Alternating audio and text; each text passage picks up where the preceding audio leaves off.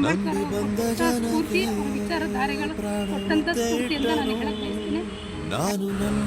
ಈ ದಿನ doctor B R Ambedkar ಅವರ 135ನೇ ಜಯಂತಿನ ಇಡೀ ಕರ್ನಾಟಕ ವ್ಯಾಪ್ತಿ, ಇಡೀ ವಿಶ್ವನೇ ಆಚರಿಸ್ತಾ ಇದೆ. ಅದಕ್ಕೆ ಮೊದಲನೇದಾಗಿ ಶುಭಾಶಯಗಳನ್ನ ಹೇಳ್ತೇನೆ.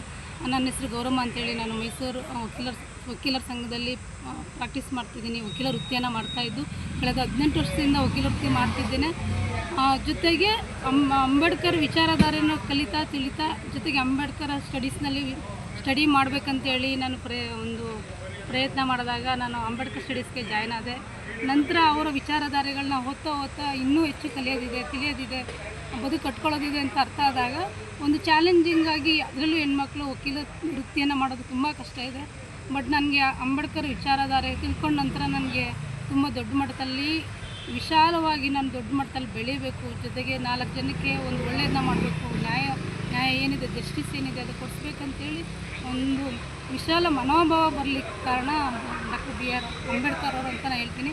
ಯಾಕೆಂದರೆ ಒಂದು ಹೆಣ್ಮಗಳು ಒಂದು 50 ವರ್ಷದ ಹಿಂದೆ ನೋಡಿದಂಥ ಸಂದರ್ಭದಲ್ಲಿ ಅವರು ಮನೆಯಿಂದ ಆಚೆ ಬಂದು ಒಂದು ತರಕಾರಿ ತರೋದ್ರಿಂದ ಹಿಡಿದು ಒಂದು ಬದುಕು ಕಟ್ಕೊಳ್ಳೋದು ಭಾಳ ಕಷ್ಟ ಇತ್ತು. ಯಾವುದೇ ಏನೇ ಒಂದು ಕೆಲಸ ಮಾಡಬೇಕಂದ್ರೆ ಮನೆಯವ್ರ ಪರ್ಮಿಷನ್ ತೊಗೊಂಡು ಮಾಡಬೇಕು.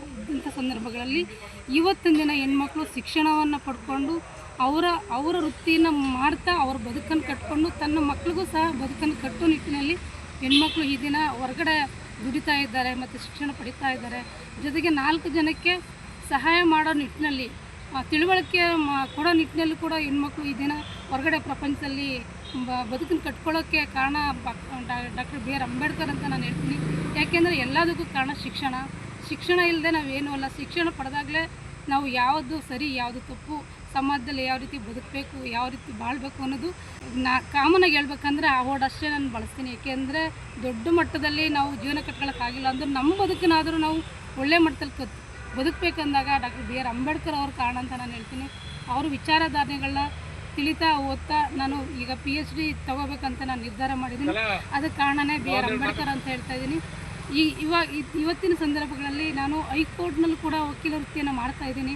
ಅದಕ್ಕೆ ಕಾರಣನೇ ಡಾಕ್ಟರ್ ಬಿ ಆರ್ ಅಂಬೇಡ್ಕರ್ ಕೊಟ್ಟಂಥ ಸ್ಫೂರ್ತಿ, ಅವರ ವಿಚಾರಧಾರೆಗಳು ಕೊಟ್ಟಂಥ ಸ್ಫೂರ್ತಿ ಅಂತ ನಾನು ಹೇಳಕ್ಕೆ ಬಯಸ್ತೀನಿ.